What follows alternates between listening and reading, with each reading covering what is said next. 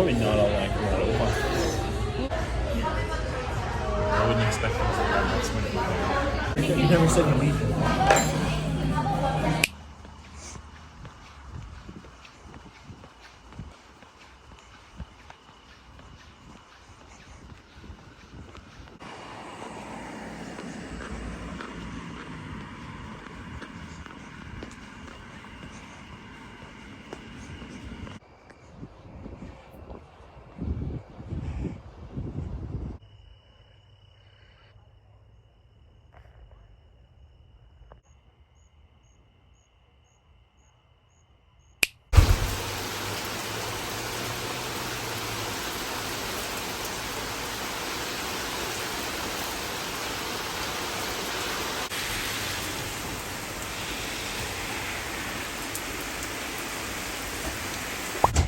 These are the keys coming and the kind of separate. Yeah.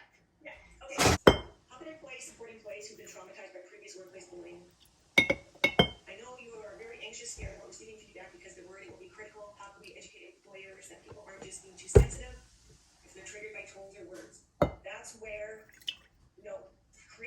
having that workplace culture assessment, find out what is the flavor of the entire workplace. Is it one person, or is there actually more people experiencing this because of the bias, because of the assumptions, because of the negative everybody? There's a performance deficit, there's a disconnect, and now it's not potentially creating that psychological health and safe workplace. So it's becoming more curious, learning about the Canadian National Standard for Psychological Health and Safety, looking into the ISO standards of the world, which is kind of exciting right now because psychological health and safety and trauma-informed is a worldwide metric, and training that's going on and awareness of the importance of it at all levels, that the ISO standards are integrating the Canadian National Standards of Psychological Health and Safety into their ISO standards. So if you haven't looked at ISO standards or the Canadian National Standards of Psychological Health and Safety, what psychosocial hazards are, that's where I would suggest you start, or have a conversation with somebody trained just to become curious and know how to integrate it and have those conversations.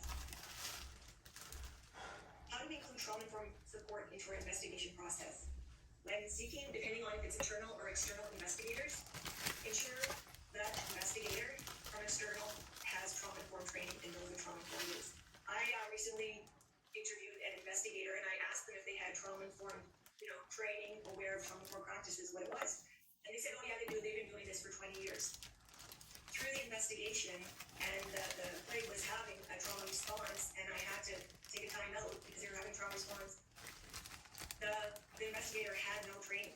So part of my business, I am doing workshops for investigators, for occupational health and safety, for lawyers, right?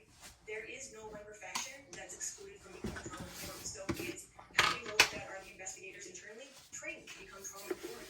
When you look for external investigators, ensure that they have had trauma informed training and they know what it is. They know what the legislation of workplace violence and accommodations means, what Bill C-65 means, and what it really looks like, right? There's a great, if you Google D&D's example of what they have laid out for workplace violence and harassment, they have nicely broken down specific behaviors of what workplace violence and harassment might entail. That includes emailing somebody and they're avoiding your emails, and it's a regular practice. That's workplace violence, right?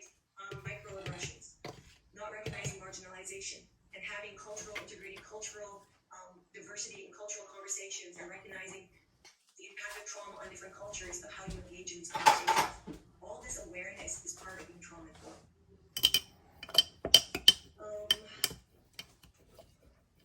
What is your recommended way of supporting employees who get triggered at work from my trauma experience? My personal experience using EAP services is it is not helpful. The counsels are not as good therapies that I found in my own. Okay, so having lived everywhere across Western Canada and being working in mental health, and I did use the EAP and lots of events where the EAP and also the EAP kind of facilitator provider and helping support EAP of the external provider. EAP is short-term solution focused. Their therapists are not trained to do trauma. They are not, because when you're addressing trauma, it's not short-term, right? You're looking at potential long-term cumulative tension. So, or let's ground, and what I like to do sometimes too is say, hey, what works for me is I do deep breathing, right? And even when I come into these, sometimes when I'm in an interview, my hypervigilance is up. I stop breathing without recognizing it. So I like to practice 4 square breathing. this is what it is. Do you want to do a couple rounds with me, and then I'll give you 5 minutes, and we can just kind of regroup. Right? It's creating that safe environment. If you recognize the behavior, that is the opportunity to go create the safe environment, to regroup, to stabilize, so that they can participate in the best of their ability, right? Because if they're hypervigilant and having a trauma response, you're in the investigation interview, they're not going to remember. The brain shuts down. It's just human behavior, right? So you want to try and recreate that safe environment to bring them back to their zone of resilience and normalize it. You know what? This happens to people all the time. This is how I support them. How do you handle an investigation whereby multiple employees are complaining about their leader creating a toxic environment that aren't explicitly harassing anyone? They're actually sparking a great deal of anxiety with multiple instances of micromanaging. I would suggest having a psychological health and safety workplace culture assessment, because when it starts with that voluntary, confidential, guardian mind survey, everybody can nicely share what's really going on, and it helps highlight where the psychosocial hazards. When I do those workplace assessments, I then follow up on confidential one-on-one interviews to build on the results of the survey. And as well as only looking at the negative, it's the brainstorm on what is working within the organization and use people's strengths. Use their ideas to help collaborate, right? And if a lot of people are, complaining of one leader, again, is it maybe that leader? How can we address that within a non-trauma informed workplace? Participate in, right, if you have informal conflict resolution in your workplace or get an external one, and just ask for voluntary participation in a facilitated discussion, because you want to break down some barriers and unresolved conflict or interpersonal conflict. When you have that independent, unbiased facilitator, it's not a mediation. It's just bringing somebody in to help facilitate the conversation so it's safe, secure, confidential, and unconscious biases, perceptions, and assumptions can be laid out on the table, because you're coming from a place of where you want to visit has been very much.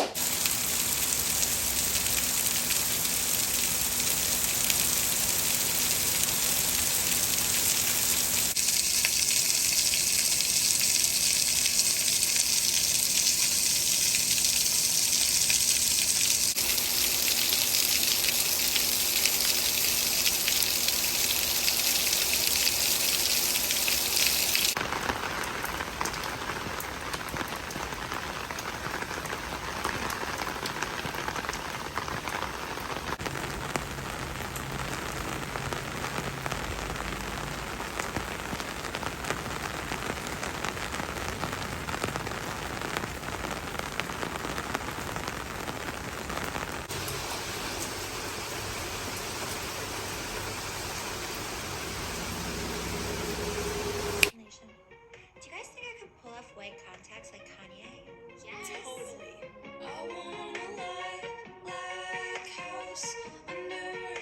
The debut of Daxton was unreal.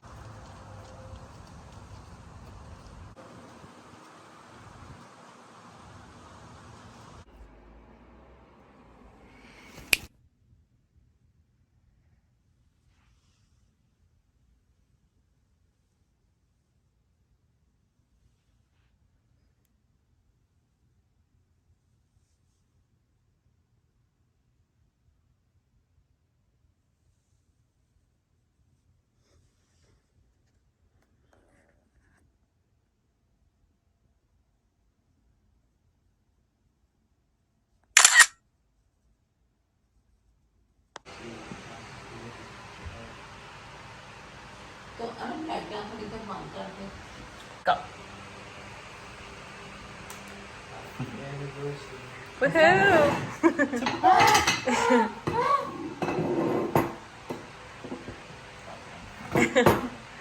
There's not in the middle. You're supposed to come here. Yeah. Can you even see the twos? You too. Other side, Colin. Oops. Yeah. Why? Wow. This is going so slow. See, it is going down. Yeah.